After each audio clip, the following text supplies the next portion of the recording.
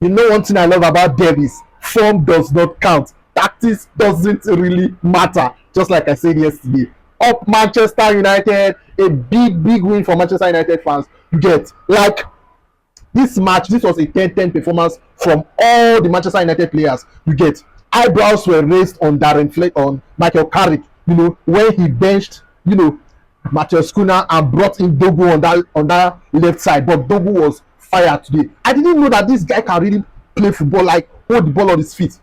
I don't know if this is a one-off performance, but that guy is good, to be honest. He's a really talented player.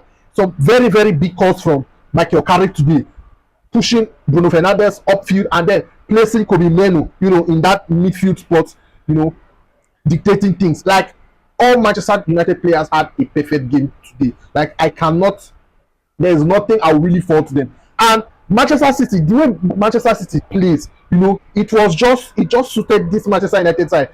Manchester United, we should forget about all this possession football. The only tactics, the only style of football that fits this team is counter attacks. You get any coach that brings possession based football is going to struggle in this side, and it will take a very massive change, an enormous change, to change the DNA of this Manchester United team. You get it's all counter attacks, and you can see that they are very potent. They are a very big threat when it comes to counter attacks. The likes of Bruno Fernandes, detecting things from the center of the park. Like Bruno Fernandes was on fire. He was placed in that his position today, and he was just so brilliant. Like words are not enough to describe this match. This win really blew these Manchester United players, to pick up themselves, to take this level of confidence, to take this level of form, to the next match. And remember, they are going to the Emirates, next weekend. That will be a very tasty encounter. And for Manchester City, this is a very bad loss